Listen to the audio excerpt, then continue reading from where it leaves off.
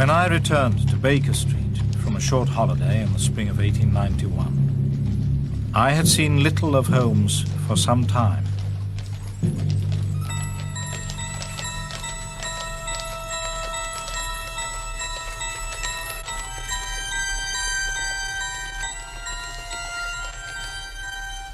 I saw in the papers that he had been engaged by the French government upon a matter of supreme importance, but I could hardly foresee that it would have so violent a consequence.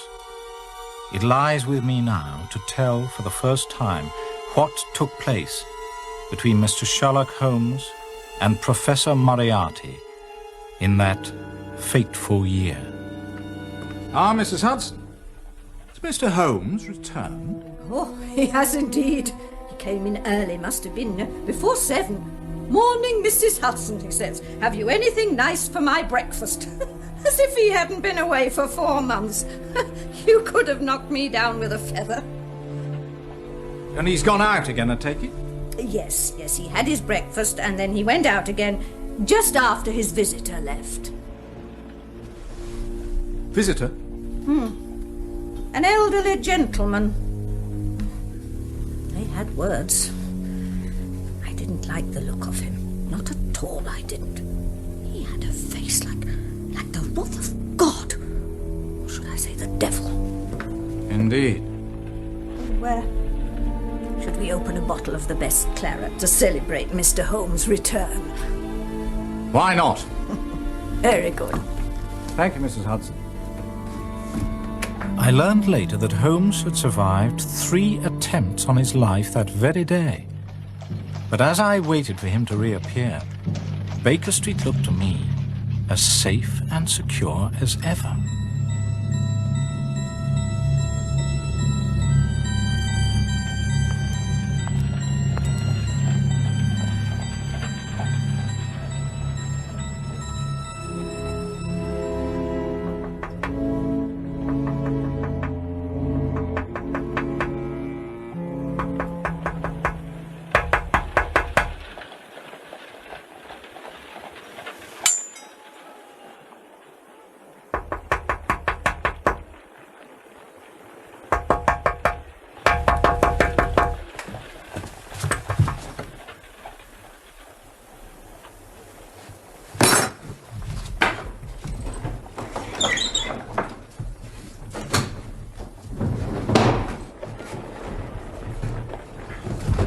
Holmes.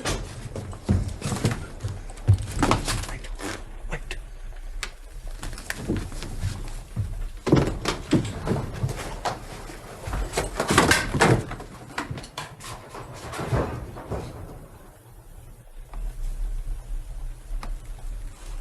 What is it?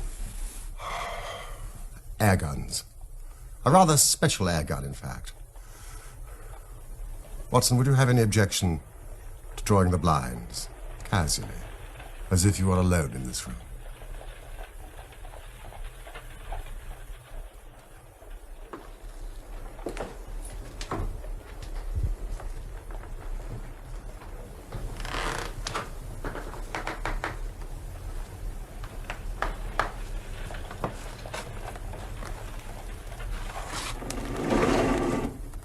Watson, I think you know me well enough to understand that I am by no means a nervous man.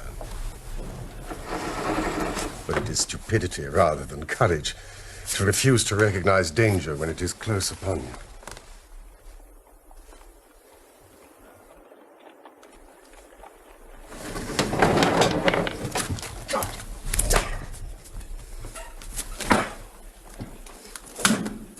Watson, might I have a match?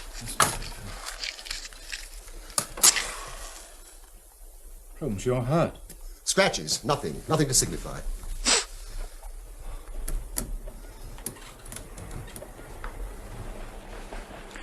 You don't look well, Holmes. Well, I have been using myself rather too freely. I have been somewhat pressed of late. How pressed? Well, as I am unable to leave this room until after dark, and then most likely by the way that I came, we do have some time on our hands. Also, I owe you an explanation for my unceremonious departure the last time that we met. I'll take some notes, if I may. Oh, by all means. This case. It is unique in the annals of crime. You will recall that it was a cold morning, early in the year, when I last left Baker Street. I had no idea where I was going or who my client was. All I knew that was important and abroad. My destination was the museum in the Louvre in Paris. And my client, none less than the French government.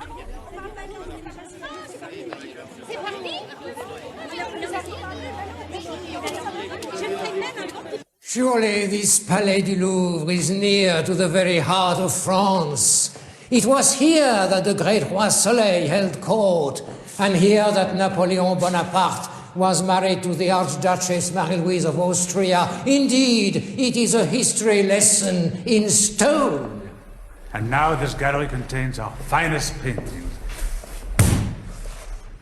Gentlemen, shall we come to the point? I presume the Mona Lisa has been stolen. Qui le lui a dit? Je vous assure, monsieur le ministre, je n'ai absolument rien dit. When I see two hooks, and the place where the Mona Lisa used to hang. And then there's talk of peril and scandal. Yes, now I begin to understand the delicacy of the matter. The Louvre is closed on Mondays for maintenance.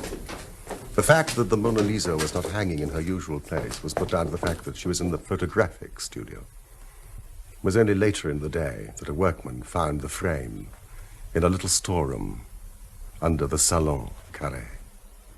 We put the glass over the painting only a month ago. We feared an acid attack. There was such a one in Florence recently. How very fortunate. Pardon? 2 good thumbprints.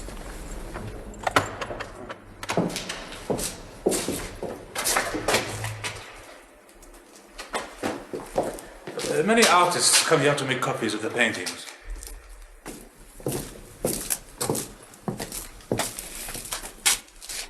This one seems well done.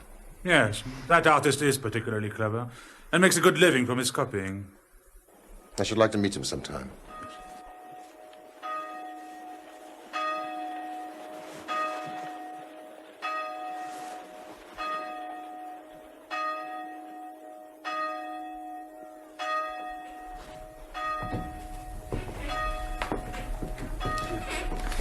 To make a bad copy is very easy, but a good one. It takes years of practice. For instance, Da Vinci used Italian poplar wood to paint on. It is very difficult to find. To mix the original color, nearly impossible. His fumature, the smooth blended tones, is very subtle. And his brushwork is left-handed. The crackler, this fine network of cracks, that is the most difficult to achieve of all. And you can achieve it. How? That is my secret. It seems to me that this is something near to a legitimate forgery. No, because the copies must never be the same size as the original. And who would buy one of my copies as the original when the real Mona Lisa is in the Louvre? But if by chance the Mona Lisa is no longer in the Louvre. Oh, but of course you are joking, monsieur.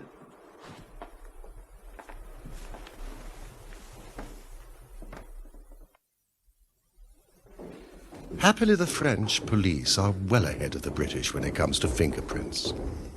The great Bertillon himself was kind enough to refer to my little pamphlet on the subject as his Bible. As I suspected, our man had been involved in petty crime in the past. A Spaniard named Mendoza. There is your thief. Not a pleasant specimen. Mr. Holmes, France owes you a great debt. We have not got the man. And more important, the painting. But he must be arrested immediately. He may have already sold it. No, gentlemen, it is my belief that the painting is still in Mendoza's keeping. He is only a pawn in a much bigger game. This robbery has been carefully planned over months, even years, by a master criminal. But what professional criminal would want to own the Mona Lisa? That is madness. He can't sell it. I believe the master criminal is not interested in the original.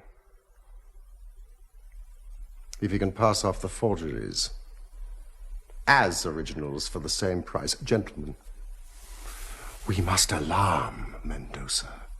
Get him on the move. So he leads us to the center of the web. But how? First, we must announce to the world that the painting has been stolen.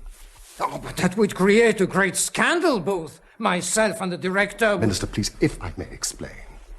It will be announced that owing to the brilliant and tireless efforts of yourself and the director, that the criminal is about to be arrested.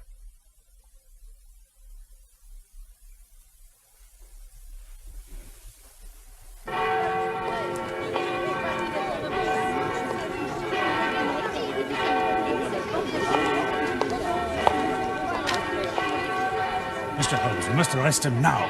No.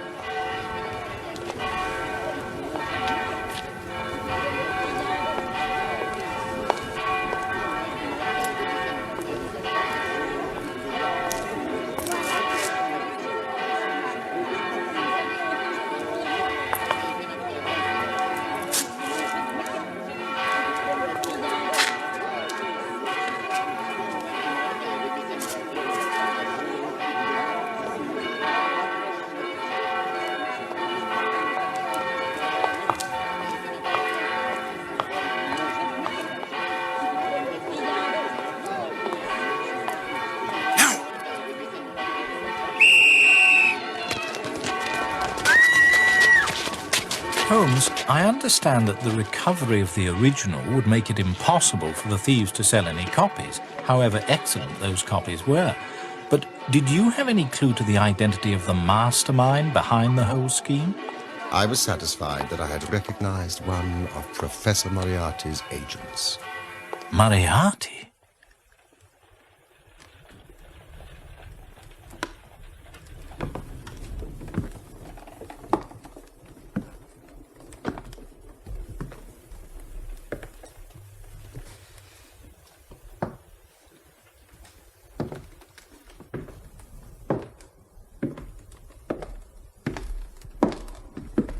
Notice the subtle modeling of the features, beautiful hands, mood, that smile. As Walter Pater described her, the head upon which all the ends of the world are come, and the eyelids are a little weary. No one else has ever had the genius to paint this masterpiece, except Da Vinci. But if you look at the paintwork, sir. Leonardo's signature writ large. The brushwork, mano sinistra. The bloom, the sfumato technique. Will you excuse me?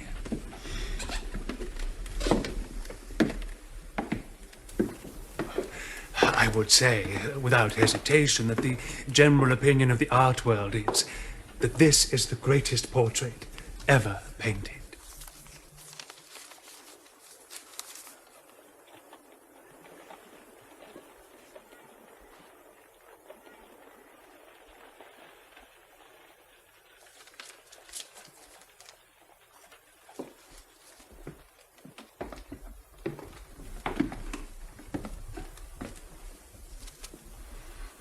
I very much regret to have to tell you, sir, that this painting is no longer for sale. I don't understand, Professor. I mean, the price, maybe? Well, now look, I'll reconsider. I'll give you a cool $4 million. How's that? I'm sorry, Mr. Morgan. The painting is no longer for sale. Huh? Hey, what you guys up to? Take your hands off me, you mick! For sakes, for nothing. Take it out there quick, you fucks. Go get lost. Richard Holmes has recovered the original. These are worthless. Destroy them. Burn them. Do it yourself.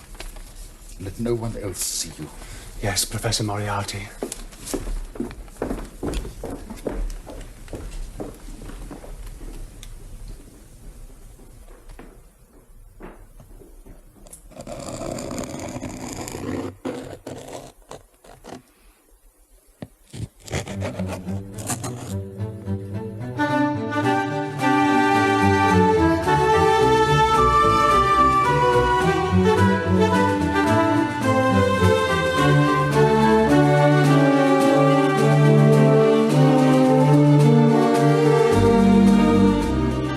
Must congratulate you, Holmes.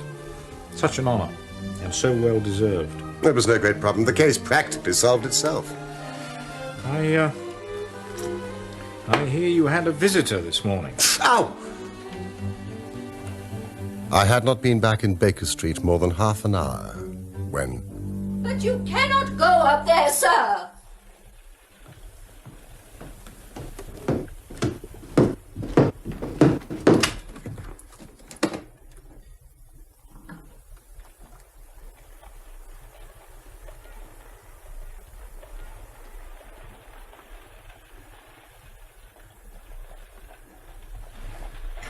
You have less frontal development than I should have expected.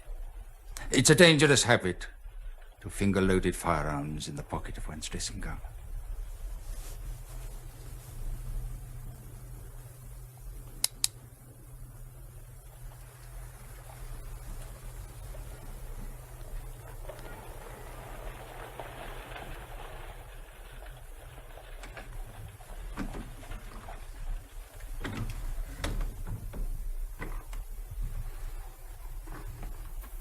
You evidently don't know me. On the contrary, I think it's fairly evident that I do. I can spare you 5 minutes, if you have anything to say. All that I have to say has already crossed your mind. And possibly my answer has already crossed yours. You stand fast. Absolutely.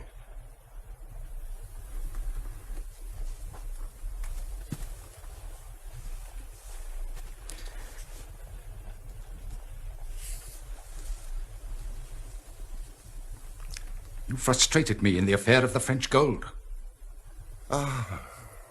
So it was you behind the Red-Headed League. A very ingenious and well-contrived idea. High praise. From you. You crossed my path first on the 4th of January. By the middle of February, I was seriously inconvenienced by you. And at the end of March, I was absolutely hampered in my plans. And now, with this last business in France, you have placed me in such a position by your continual persecution that I am in positive danger of losing my liberty. The situation is becoming an impossible one. Have you any suggestion to make? You must drop it, Mr. Holmes. You really must, you know. And what if I refuse? I'm quite sure that a man of your intelligence will see that there can be but one outcome to this affair. It is necessary that you should withdraw. You have worked things in such a fashion that we have only one resource left. It has been an intellectual treat to me to see the way in which you've grappled with this matter. But I say unaffectedly that it would be a grief to me to be forced to take an extreme measure. Oh, you smile, sir. But it really would, I do assure you. Danger is part of my trade. This is not danger. It is inevitable destruction.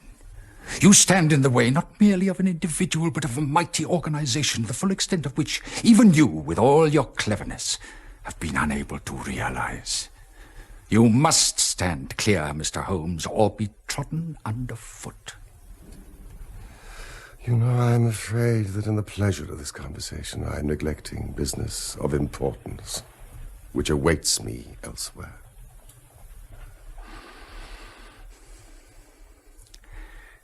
Well, well. It seems a pity. But I've done what I could.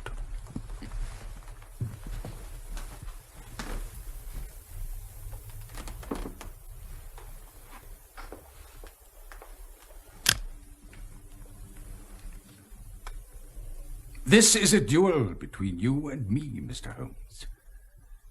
You hope to place me in the dock. You hope to beat me.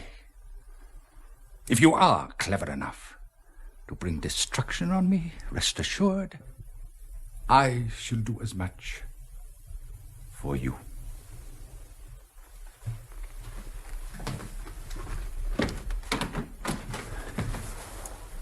You have paid me several compliments, Mr. Moriarty. Let me pay you one in return when I say that if I were assured of the former eventuality, I would, in the interests of the public, cheerfully accept the latter. I can promise you the one, but not the other.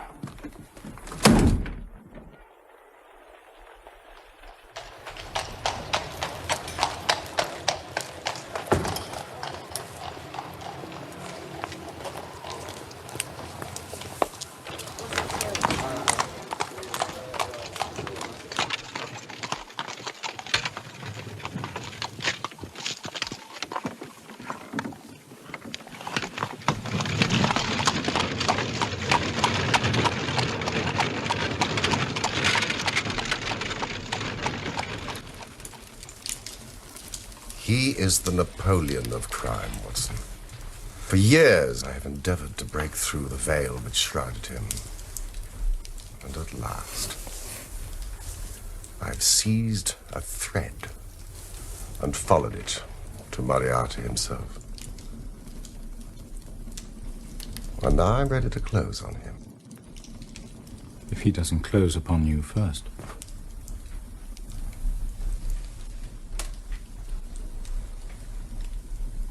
On Monday, next, matters will be ripe. The professor and all the principal members of his gang will be in the hands of the police.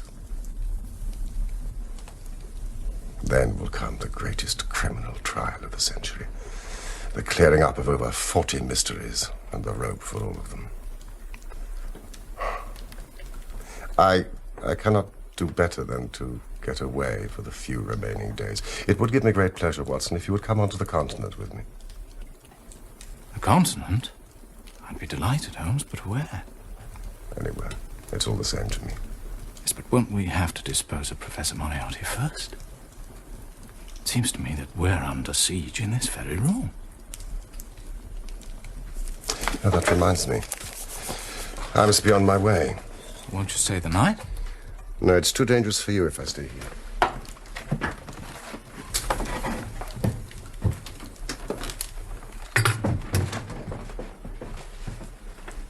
I will leave the way I came and find lodgings with my brother Mycroft.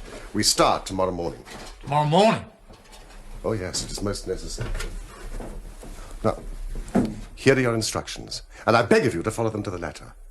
For you are now playing a double-handed game with me, Watson, against the most powerful syndicate of criminals in Europe. You will dispatch whatever luggage you intend to take by trusty messenger, unaddressed to Victoria Station tonight.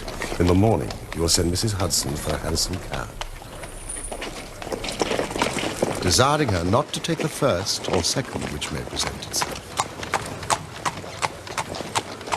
You will drive to the Strand end of Lowther Mews, handing the address to the cabman with a request that he will not throw it away.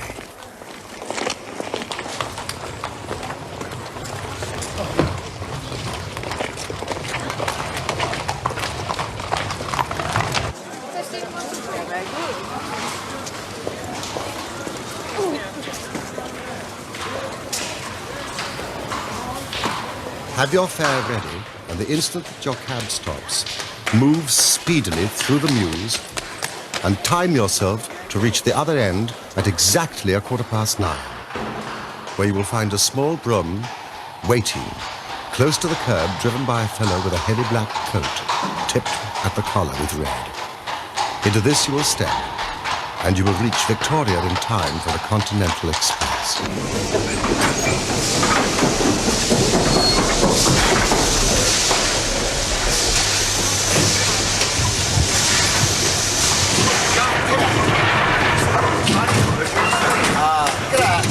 Excuse me, sir, I wonder if you speak Italian. No, I'm afraid not. I'm looking for the gentleman who reserved this compartment. Not a sign of him, sir. If you're travelling, you better get aboard.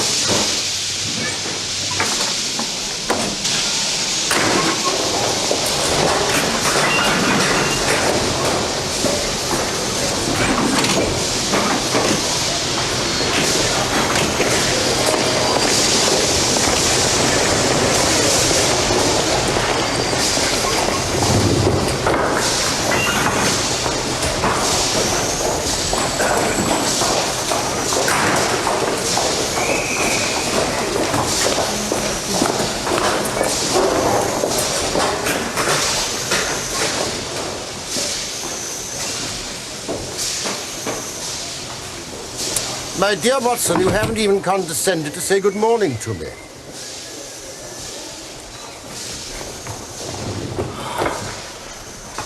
Good heavens, Holmes. How you startled me. It is still necessary to take every precaution.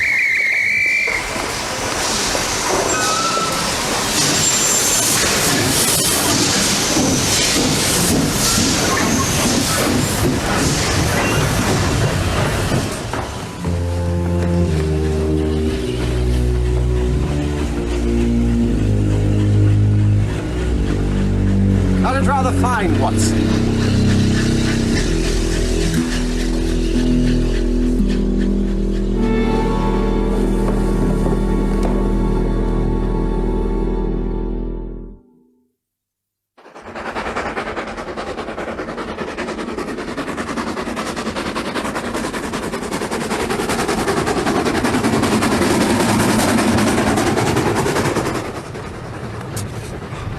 I see that this express runs in connection with the boat. So I think we've shaken off Moriarty very effectively. Well, what will he do then? What I should do? Engage a special train. But he'll arrive too late. You will observe from your Bradshaw that this train stops at Canterbury and again at the boat. Moriarty will catch us there. Good heavens, anybody would think that we were the criminals. Let's arrest him as soon as he arrives. Oh, that would ruin everything. We should catch the big fish, but the smaller would dart right and left out the net. No. And the rest is inadmissible. Well, what then? We shall get out at Canterbury.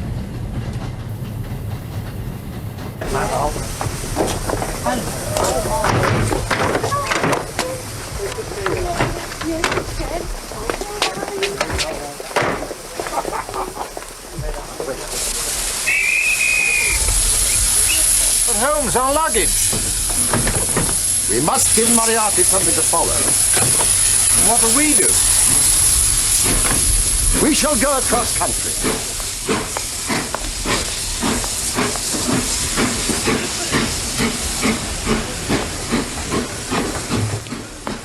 Here we are, Holmes. Bradshaw seldom lets you down. From Ashford Junction, we can take the 1 o'clock slow train to Hastings, then on to the dear old London, Brighton and South Coast line, Bexhill to Lewes non-stop, then on to New Haven, evening boat to Dieppe. I think we've got time for an early lunch.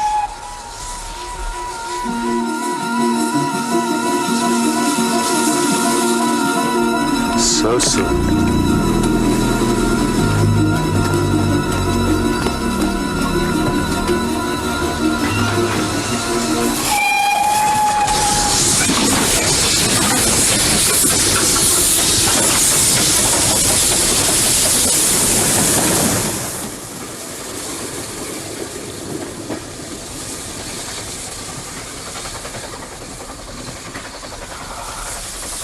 There are limits, you see, to even our friends' intelligence. And now, Watson, we shall treat ourselves to a couple of carpet bags, encourage the manufacturers of the countries through which we travel, and make our way at leisure into Switzerland via Brussels, Luxembourg, and Bath. It fell out as Sherlock Holmes had predicted. We stayed 2 nights in Brussels, and then began to make our leisurely way southeast. For a charming week, we progressed towards the Alps.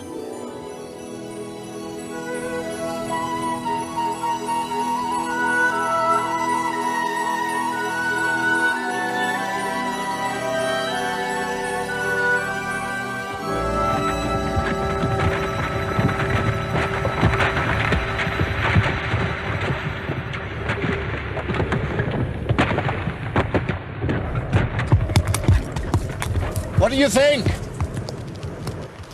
A common enough occurrence in the mountains.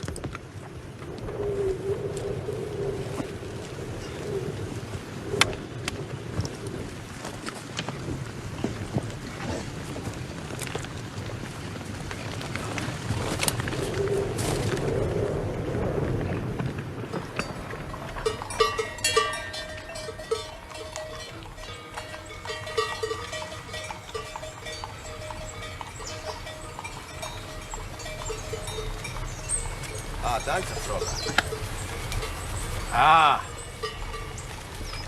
nothing like drinking the wine where it's grown.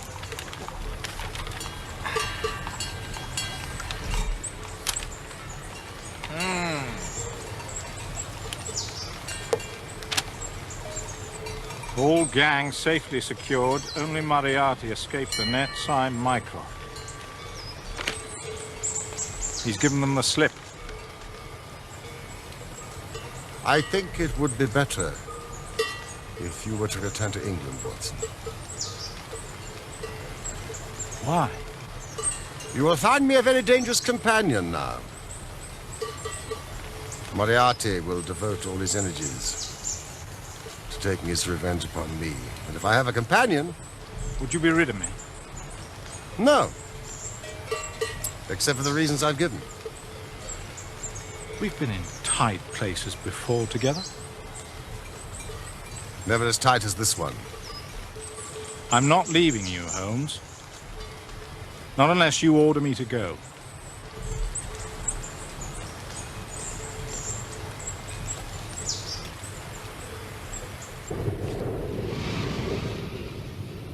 I'd never been to Switzerland before, but the beauty of the landscape reminded me irresistibly of the northwest frontier provinces of India.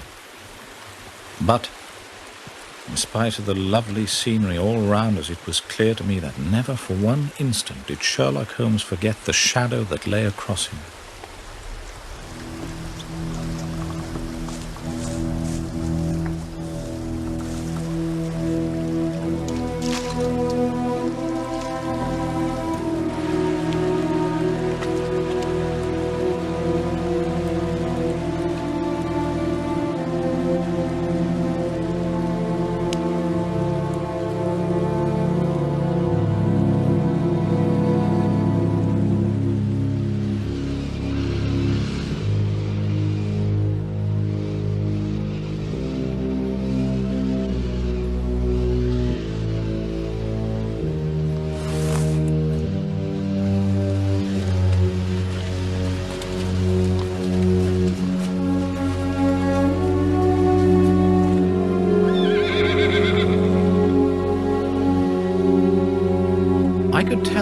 his sharp scrutiny of every face that he was well convinced that go where we would not be clear of the danger that was dogging our footsteps.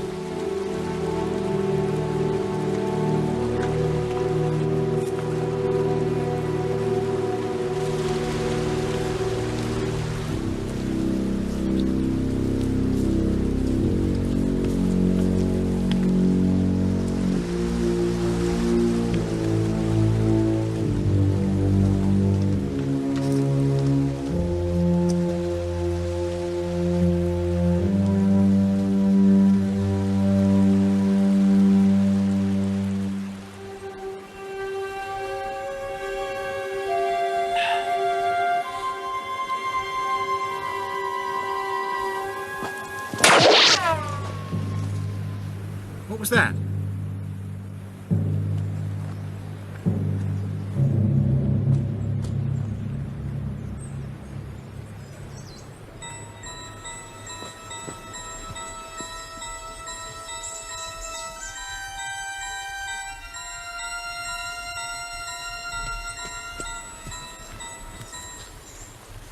See anything?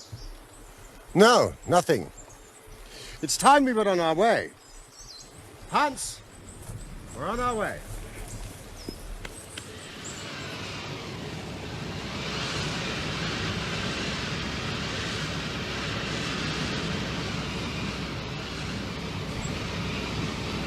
At last we reached the heart of the Bernese Oberland and came to the village of Meiringen, where we put up at the Englischerhof, then kept by Peter Steiler the Elder.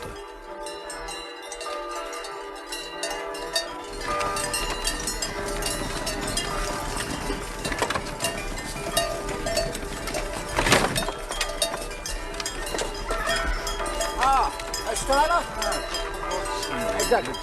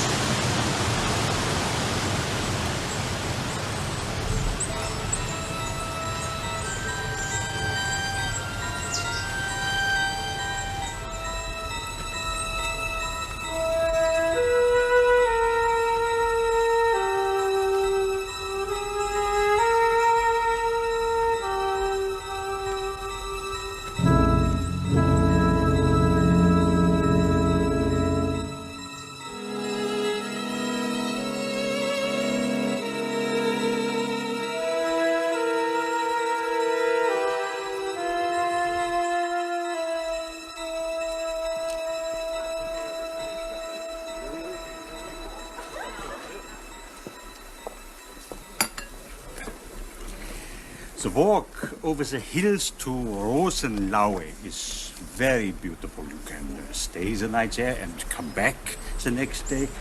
But you must not on any account miss the Falls of Reichenbach. It's only a small detour. There it is. Also, gute Reise. Dankeschön.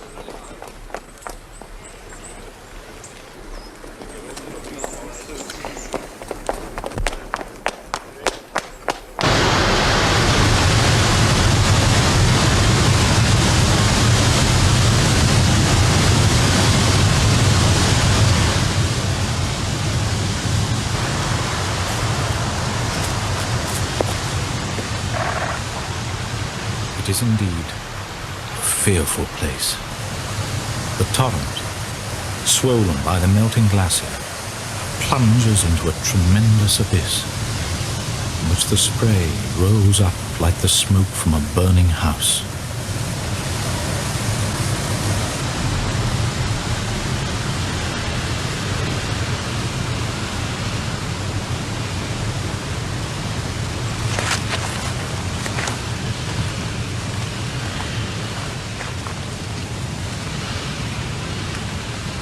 Herr Dr. Watson! Herr Dr. Watson! Herr Dr. Watson! Yes? Herr Steiler told me to give you this. It is very urgent. It seems an English woman was taken to the hotel after we left, on her way to friends in Lucerne. She's had a grave hemorrhage. Tuberculosis. Ah, no doubt. It appears she's dying. An English doctor would be a great consolation. I'm afraid I must go back, Holmes. Of course. Now, Steiler suggests that this lad shows you the way to Rosenlaui, and I'll join you there later. A good plan.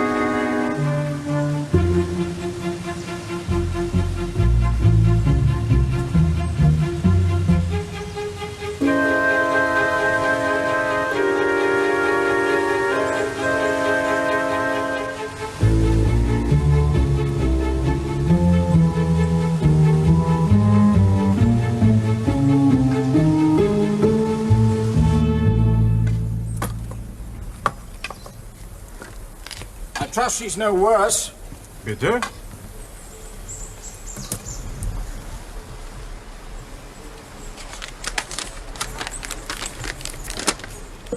You didn't write this?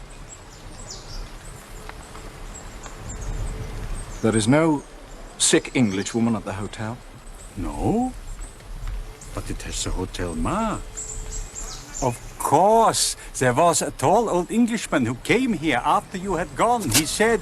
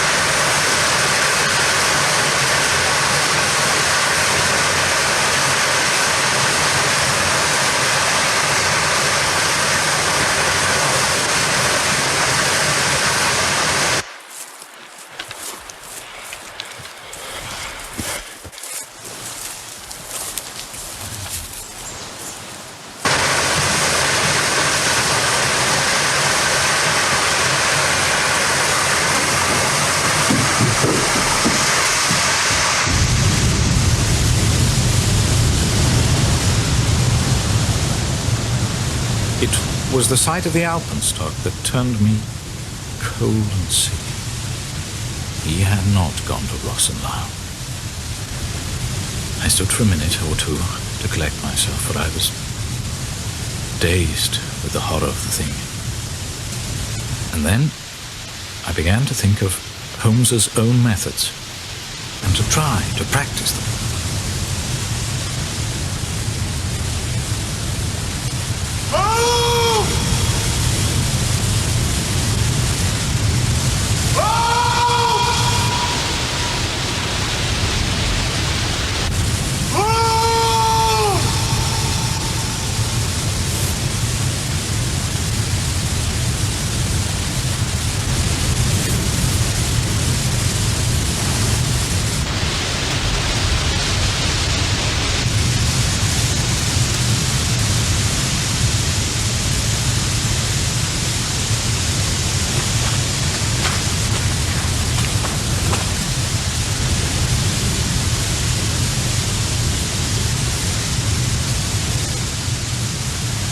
My dear Watson, I write these few lines through the courtesy of Mr. Moriarty, who awaits my convenience for the final discussion of those questions which lie between us. I am pleased to think that I shall be able to free society from any further effects of his presence. though I fear that it is at a cost which will give pain to my friends, and especially, my dear Watson, to you. As you know, my career had, in any case, reached a crisis, and no possible conclusion to it could be more congenial to me than this. Indeed, if I may make a full confession to you, I was convinced that the letter from Marlingham was a hoax. I made every disposition of my property before leaving England and handed it to my brother Mycroft. Goodbye, and good luck, and believe me to be, my dear fellow, very sincerely yours, Sherlock Holmes.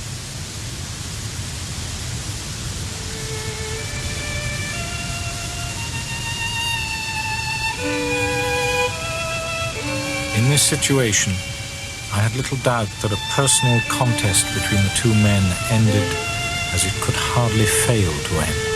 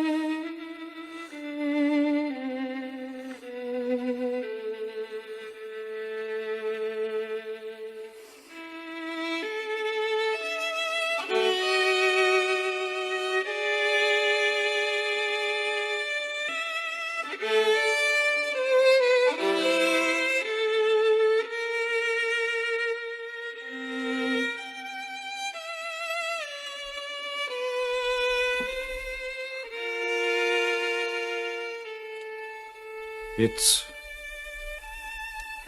with a heavy heart that I take up my pen to write these, the last words in which I shall ever record the singular gifts by which my friend Mr. Sherlock Holmes was distinguished. I shall ever regard him as the best and the wisest man I have ever known.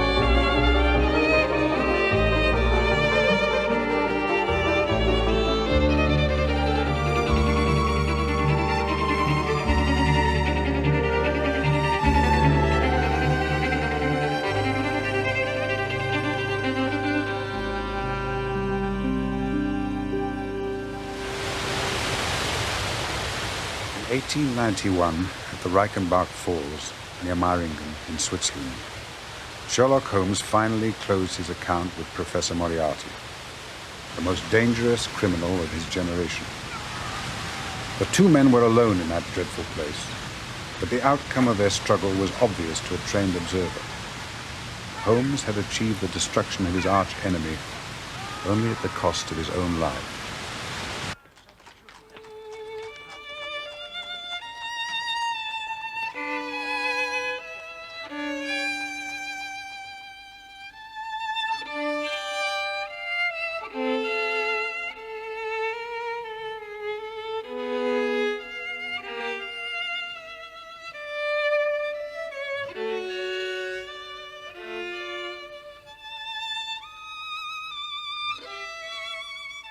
It is now 3 long years since my dear friend plunged to his death.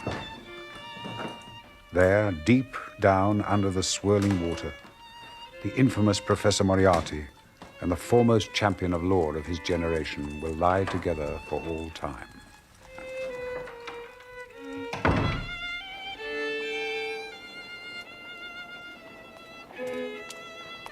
Even now, there is hardly a corner of London that does not remind me of my old friend. I never walked down Baker Street, where we shared rooms for so many eventful years, without it reminding me only too keenly of the past, and the loss of one I shall ever regard as the best and wisest man I have ever known.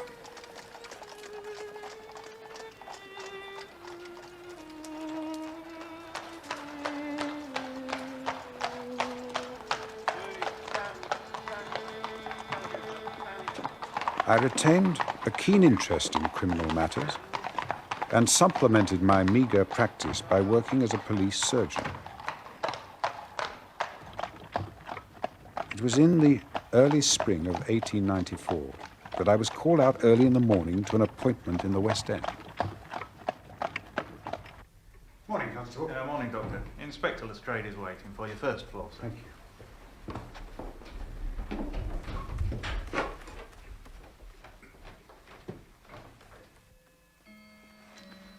Inspector? Early call, I'm afraid, Doctor. I'm glad to see you. The Honourable Ronald Adair. Oh, not there, sir, if you please. Oh, I'm sorry.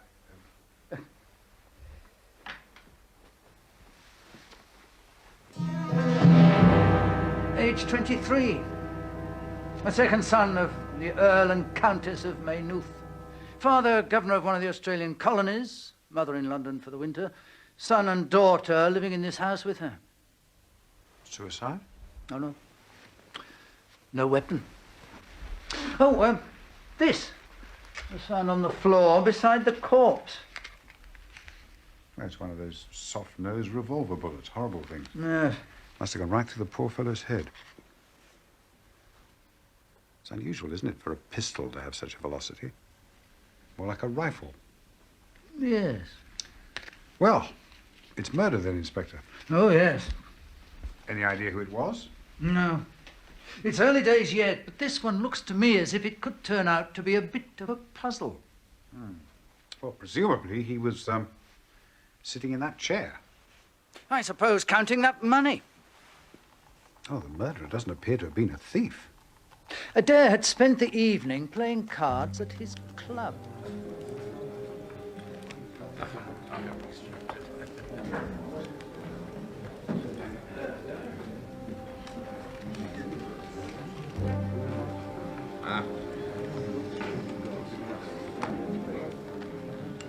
Time for one last hand. Oh, yes, indeed. Now we can get our revenge. Thank you.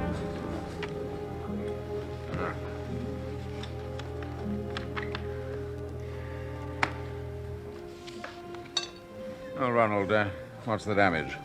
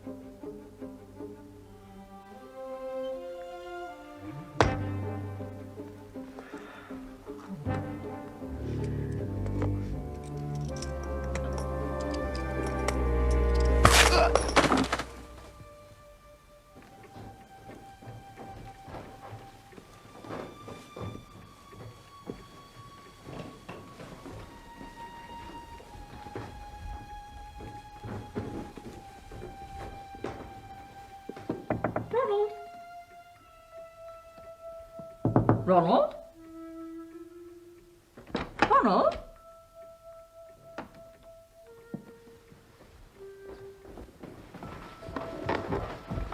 I suppose Mr. Ronald couldn't have gone out again. No, my lady. I heard him come home at about 10:30. And he hasn't gone out again. Of that I'm sure.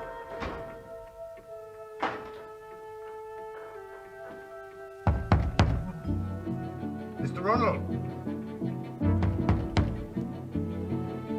Mr. Ronald, sir.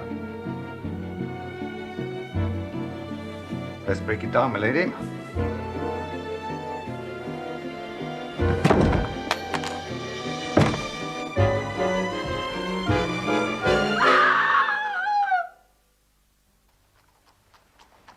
Well, in the condition of the body, death was instantaneous.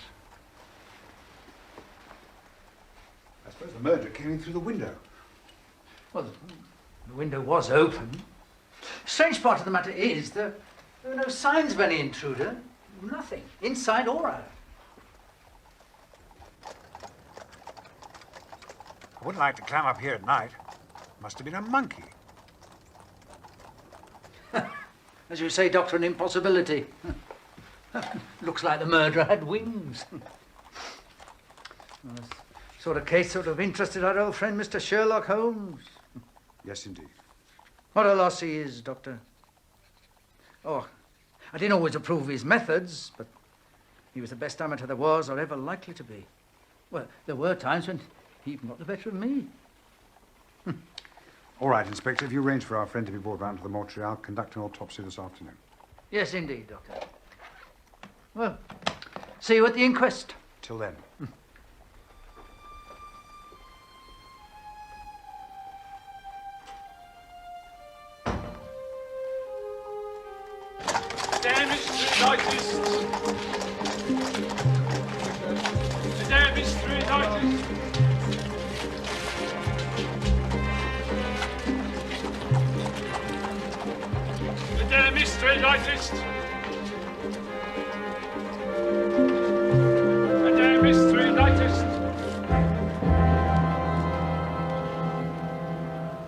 Dr. Watson,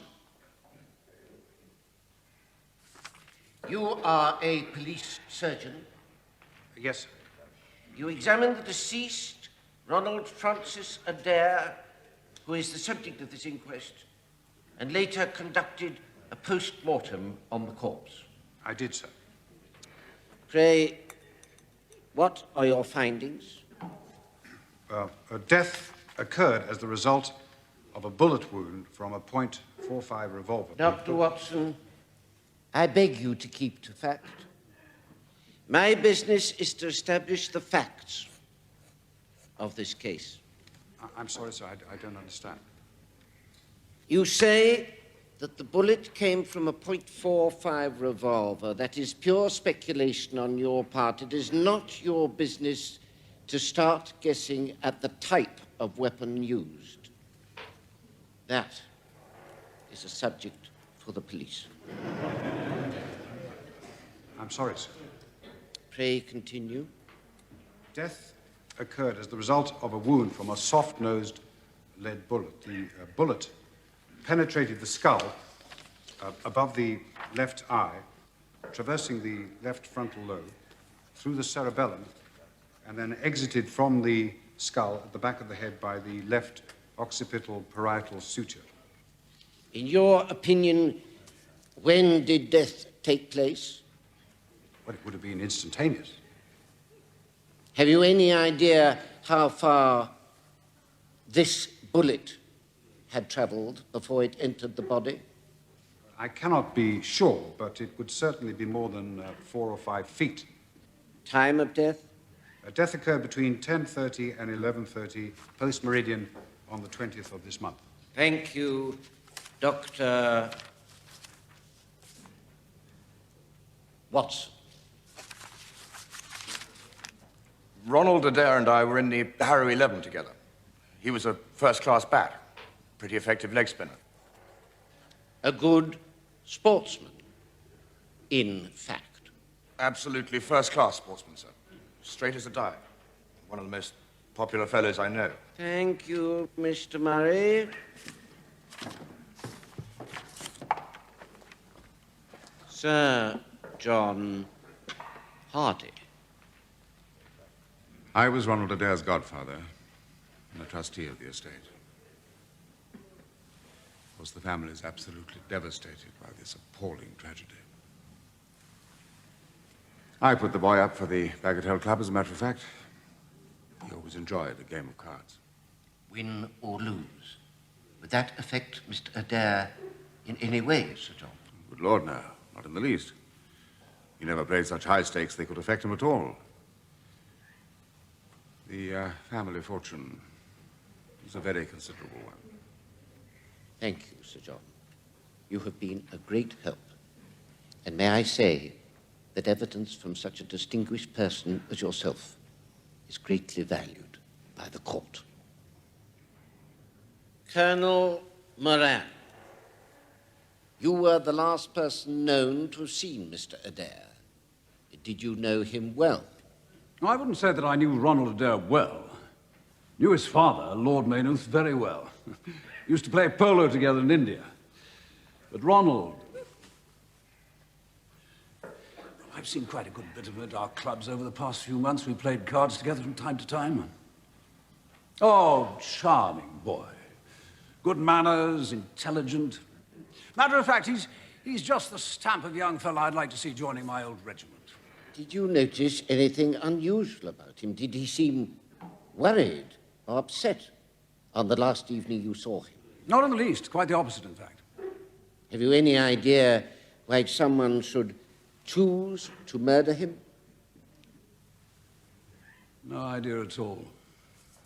I doubt if he had an enemy in the world. Thank you, Colonel Moran. Inspector Lestrade, would you give me your opinion as to the cause of the Honourable Ronald Adair's death? Yes, sir. Willful murder by person or persons unknown.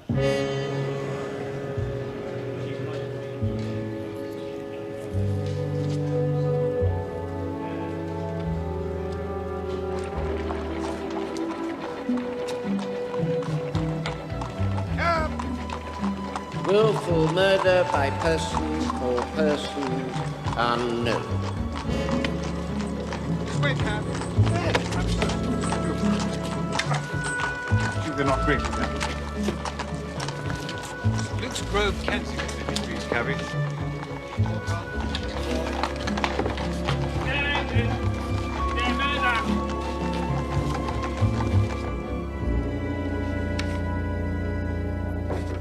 Yes? Gentleman to see you, Doctor. Is it an urgent matter? I don't know, Doctor. Or did he give you his card? No, Doctor. Ivy, if I've told you once, I've told you 100 times, my consulting hours are plainly displayed outside. Now, please. Oh, sir. Dr. Watson. Yes, indeed, sir. You may go, Ivy. I am exceedingly busy, sir. Yeah, of course you are, Doctor. Of course you are a man of considerable responsibilities. But I heard you give your address to that cab driver outside the court, and I said to myself, I'll just hobble around and see that kind gentleman. You see, I have a conscience. And tell him that if I was a little gruff in my manner, I meant no harm by it, and I'm much obliged to him for helping me pick up my books. You make too much of a trifle, sir. You should have spared yourself the journey. Now, if you'll excuse me. No great journey, sir. I am a neighbour of yours. You will find my little bookshop on the corner of Church Street. May I sit down? Very happy to see you. I'm sure, Doctor. Perhaps you collect? I have British birds, Catullus, and quite a rare volume of the Holy War. Bargains, every one of them. Just the books you need to fill up your bookcase. Give it a little weight. It does look a little untidy, does it not?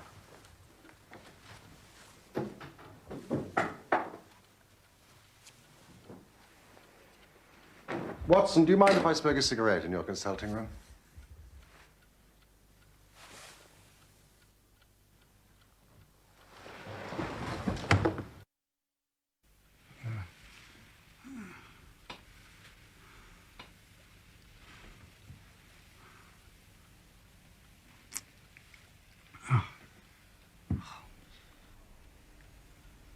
A thousand apologies, my dear Watson. I had no idea that you'd be so affected. Is it really you? Can it really be that you're alive? But are you really fit enough to discuss things? I've given you a serious shock by my unnecessarily dramatic reappearance. No. I'm all right. I'm all right. Yes, indeed, Holmes. I can hardly believe my eyes.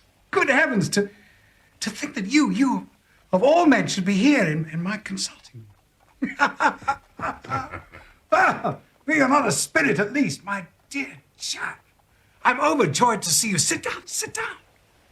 And tell me how you came alive out of that awful chasm. Oh, I'm glad to stretch myself. It's no joke when a tall man has to take a foot off his stature for several hours on end. Ah.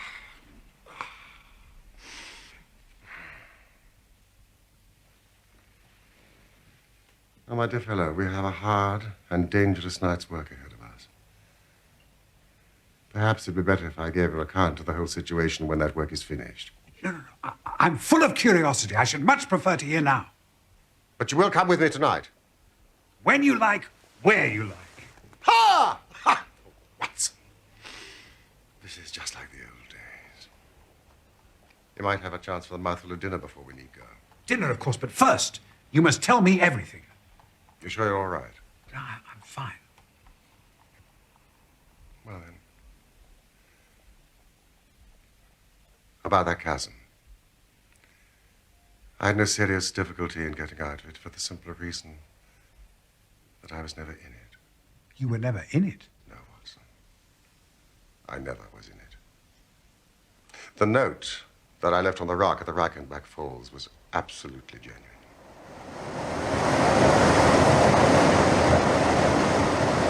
I had little doubt that my career had come to an end when I perceived the somewhat sinister figure of Moriarty standing upon the narrow pathway that led to safety. I read an inexorable purpose in his grey eyes. I managed to obtain his courteous permission to write the note, which you afterwards received.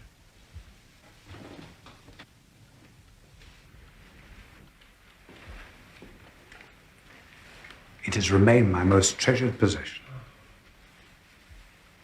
It was a few months later that I read with great interest your description of my death. It was excellently done, a most picturesque and exciting piece of fiction. Well, I'm certainly glad from the bottom of my heart that it was fiction. But what did really happen?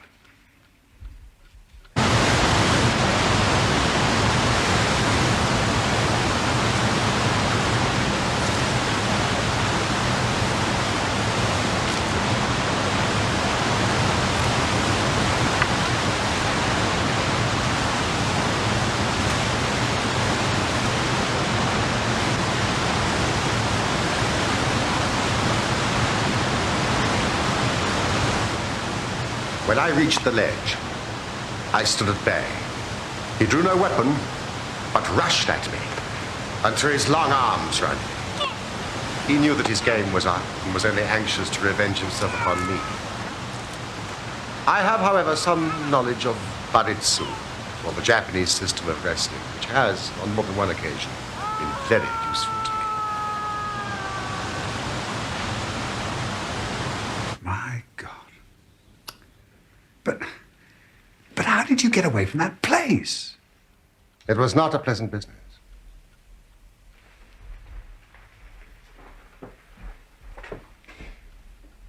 Even as Professor Moriarty disappeared into oblivion, it struck me what an extraordinary lucky chance fate had placed in my way.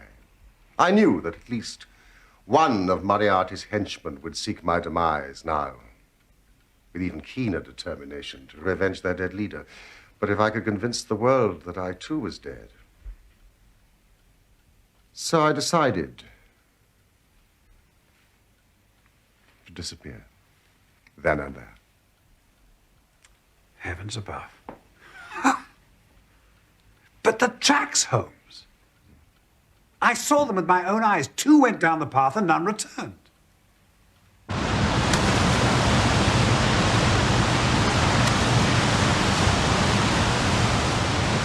I'm not a fanciful, Mr. Watson, but I give you my word, there were times during that climb when I seemed to hear Moriarty's voice screaming at me from out of the abyss.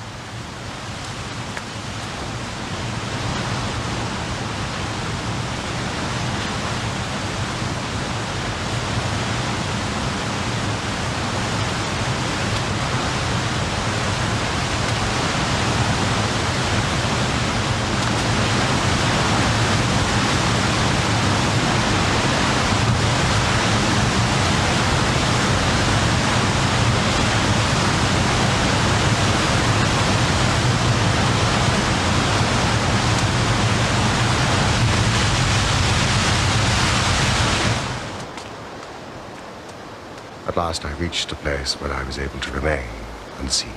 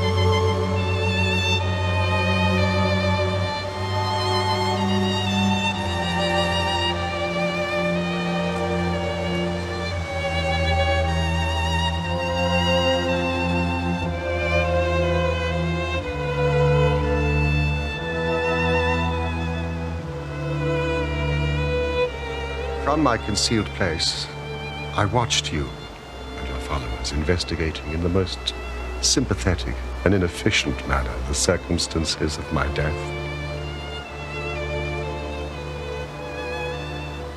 At last, when you had all formed your inevitable but totally erroneous conclusions, you departed.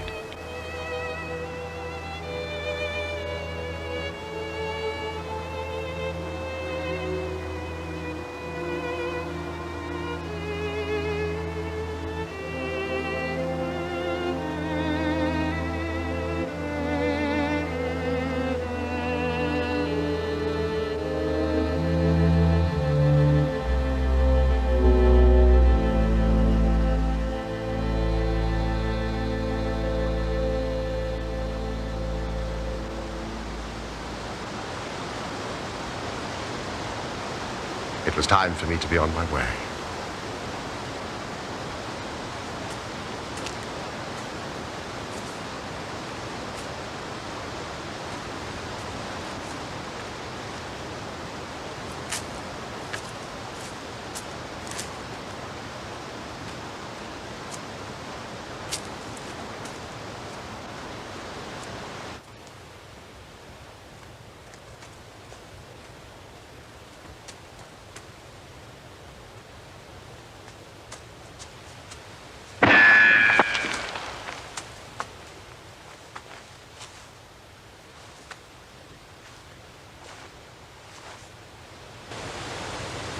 Of course, the meaning of this was obvious.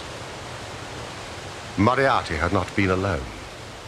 A confederate, from a distance, had been witness to his friend's demise and my escape.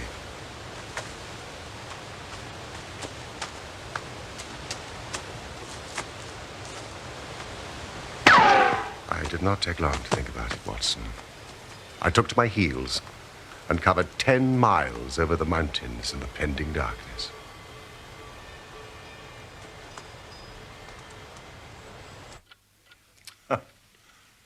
A week later, I found myself in Florence, with the certainty that no one in the world knew what had become of me.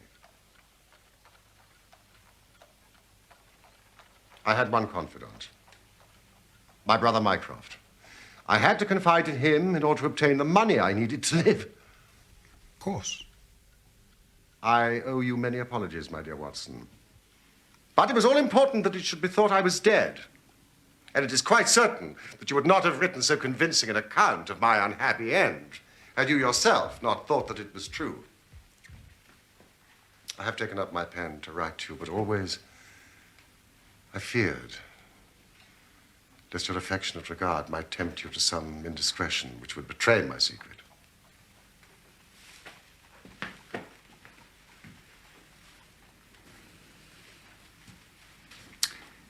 I would have thought I was as trustworthy as your brother. Of course you are, Watson. But you have a kinder heart. But what have you done all these long years? Well, you may have read of the remarkable explorations of a Norwegian called Sigurdsson. But I'm sure it never occurred to you that you were receiving news of your friend. For 2 years, I traveled to Tibet and amused myself by visiting Lhasa and spending some time with the head lama. I then moved to Persia and paid a short but interesting visit to the Khalifa in Khartoum, the results of which I passed on to Lord Kitchener and the Foreign Office, anonymously, of course. You mean you actually saw the palace where Gordon was murdered? It was a sorry sight, a ruin. His blood still upon the staircase. Lately, I've been in France, in Montpellier, researching into the coal tar derivatives. Then came the news of this remarkable murder, which not only appealed to me by its own merits, but which seemed to offer some most peculiar personal opportunities. So here I am. Have you been to Baker Street? Yes. I called there this morning in my own person.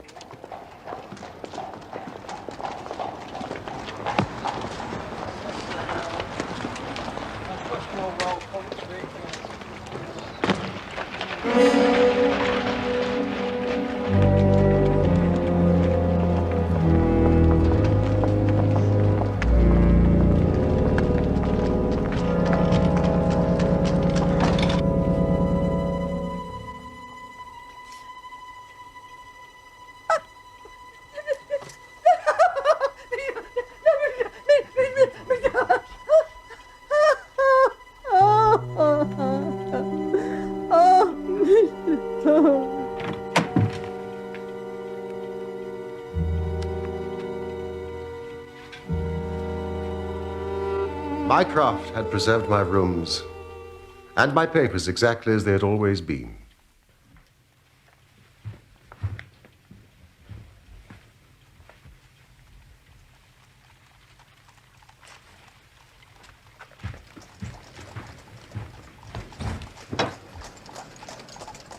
And so it was that I found myself in my old rooms, sitting in my old chair, and only wishing that I could have seen my dear friend Watson sitting in the other chair, which he has so often adored.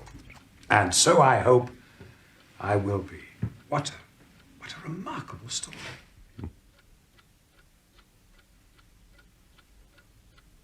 Are you still in possession of your army revolver? Well, I think I have it somewhere. See that you bring it with you tonight. But I have a piece of work for both of us, which, if we bring to a successful conclusion, will in itself justify a man's life on this planet. I beg you to tell me about it. You will see and hear enough before morning. Watson, may I occupy your couch for a few hours? The sea was exceedingly rough during the Channel crossing, and the prospect of seeing London again and an imminent encounter with one of Moriarty's confederates, plus the added pleasure of seeing my old friend Watson quite prohibited in sleep on the railway train. My dear Holmes, please, my bedroom is at your disposal. No, this will suit me very well. I've had harder beds than this over the past few years.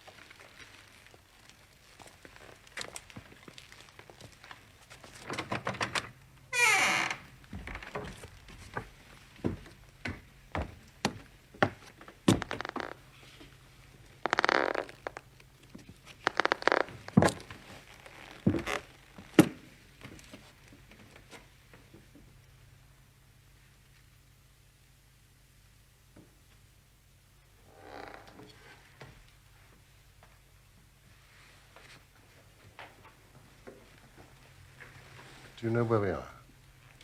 Surely that is Baker Street. Exactly. We're in the empty house opposite our old quarters. Why are we here? Because it commands such an excellent view of that picturesque pile. Might I trouble you, Watson, to be so kind as to draw a little nearer to the window, taking every precaution not to reveal yourself, and then to look into our old rooms? Let us see whether 3 years of absence have entirely taken away my power to surprise you.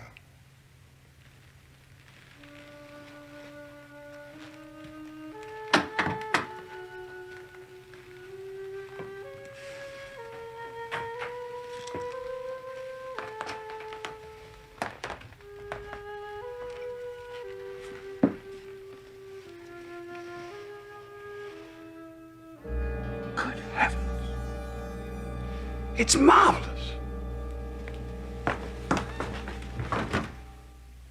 I trust that age does not wither our custom stale, my infinite variety. It is rather like me, is it not? I should be prepared to swear it was you. The construction is due to a Monsieur Oscar Meunier of Grenoble. The bust is in wax. The rest I arranged during my visit to Baker Street earlier. But why? Because I had the strongest possible reason for wishing certain people to believe that I was there when I was really elsewhere. You thought the rooms were watched? I knew they were being watched. By whom? By the one remaining member of that charming society whose leader lies in the Reichenbach Falls. Sooner or later, he believed that I would come back to my room, so he had them watched continuously.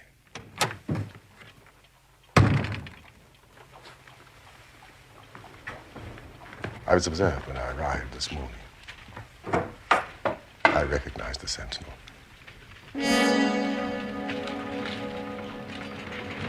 Parker by name. A garrotter by trade. And a remarkable exponent upon a Jewish heart.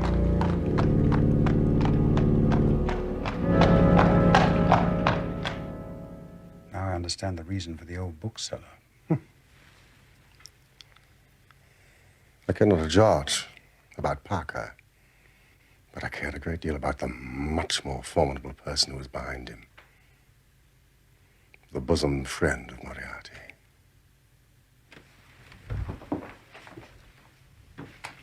That is the man who is after me tonight. And let us hope that he is also the man who is totally unaware that we are after him.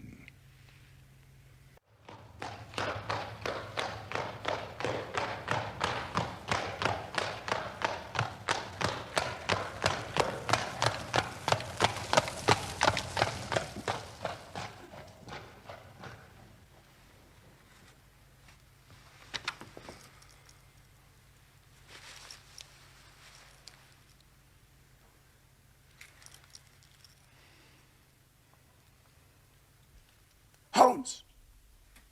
Look! Just beyond the house. A couple of shady characters in the doorway. Yes, I see them. Shouldn't we do something? Holmes, the shadows moved. Certainly it has moved. I involved Mrs. Hudson. We've been in this room 2 hours, and she has made some change in that figure 8 times, or once every quarter.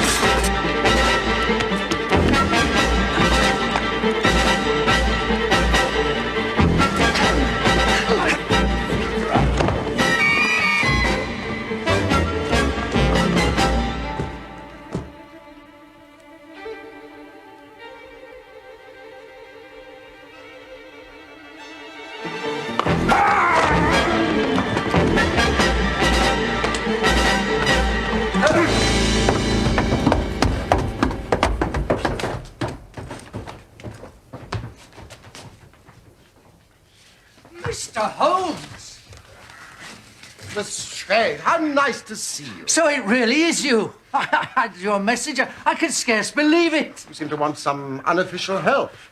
3 undetected murders in 1 year won't do, you know. Holmes, I know this man. Of course you do, Watson. So does the inspector. Colonel Sebastian Moran. Once of Her Majesty's Indian Army and the best heavy game shot our Eastern Empire has ever produced. I believe I'm correct, Colonel, in saying that your bag of tigers still remains unrivaled. I wonder that my simple stratagem could deceive so old a shikari. How many times have you not tethered a young kid under a tree, laid above it with your rifle, and waited for your bait to bring up your tiger?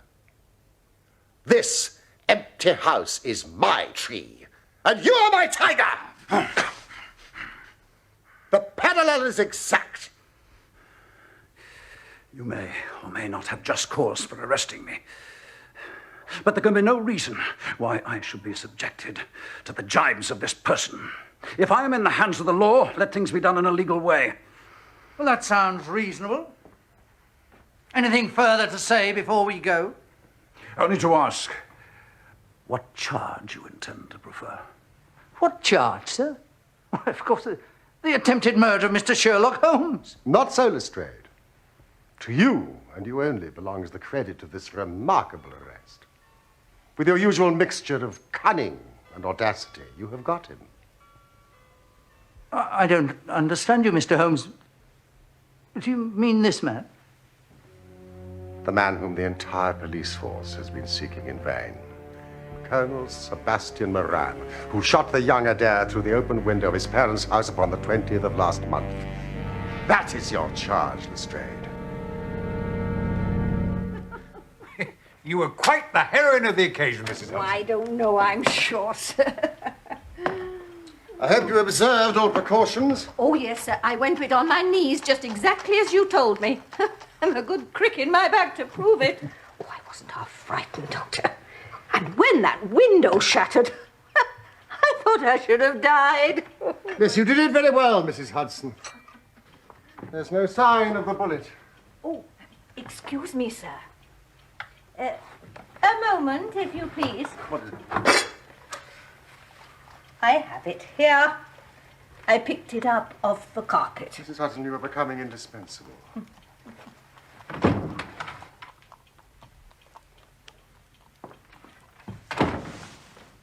A soft revolver bullet. As you perceive, there's genius in that. For who would expect such a thing to be fired from an air gun? It's no ordinary air gun. No, indeed, a remarkable and unique weapon. Noiseless and of tremendous power. I knew Von Herder, the blind German mechanic, who constructed it to the order of the late Professor James Moriarty. Ha! Watson, look at this. The old shikari's nerves had not lost their steadiness, nor his eyes their keenness. The results are appalling. Yes, indeed. Had you heard of the name Moran before Adair's murder? No, I had not. Well, well, well. Such is the price of fame. Would you be so kind as to hand me down my L to M index of biographies, Watson? My list of M's is a fine one. Mind you, Moriarty's name is enough to make any letter illustrious. I seem to remember Morgan, the poisoner. Merridew of abominable memory. And there was Matthews, who knocked out my left canine in Charing Cross Station. There is our friend of last night. Moran, Sebastian, Colonel, son of Sir Augustus Moran, once British Minister to Persia, educated Eton, Oxford, blah, blah, blah, blah, blah. Served in Jawaki campaign, Afghan campaign, Sherpa, Kabul, mentioned in dispatches. The second most dangerous man in London. This is astonishing, Holmes. This is the career of an honourable soldier. It's true. Up to a certain point, he did well. You know, there are some trees, Watson, which grow to a certain height and then suddenly develop some unsightly eccentricity. You will often find it in humans. Whatever the cause, Moran began to go wrong. Without an open scandal, he still made India too hot to hold him. He retired, came back to London, where again he acquired an evil name. It was about this time that he was sought out by Professor Moriarty. When we were in Switzerland, Watson, Moran followed us with Moriarty, and it was undoubtedly he who gave me those evil 5 minutes above the Reichenbach Falls. Well, now I can understand why you disappeared. With a fellow like this free in London, your life would not have been worth living. All I could do was wait and watch the criminal news, knowing that if I was patient, sooner or later he would make a mistake. When I heard of the murder of Ronald Adair, I knew that at last my chance had come. Knowing what I did, was it not certain that Colonel Moran had done it? He played cards with the lad, followed him home from his club, and shot him through the open window from the rooftop opposite. Watson, does anything else remain for me to explain? Yes.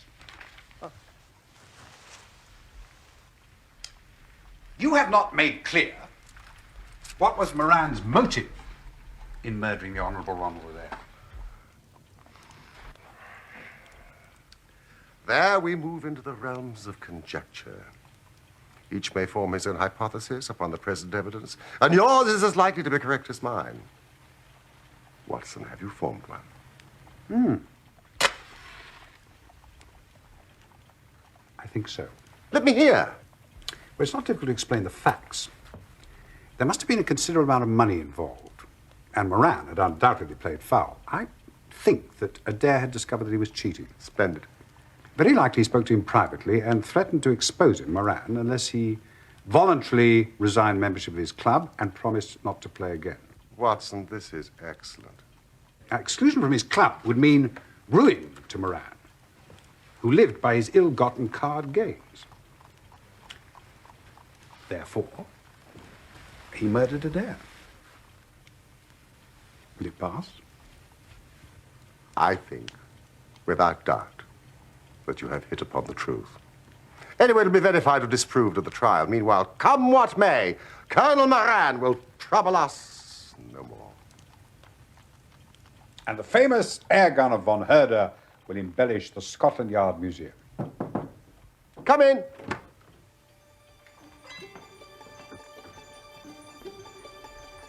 Once again, Mr. Sherlock Holmes is free to devote his life to examining those interesting little problems which the complex life of London so plentifully presents.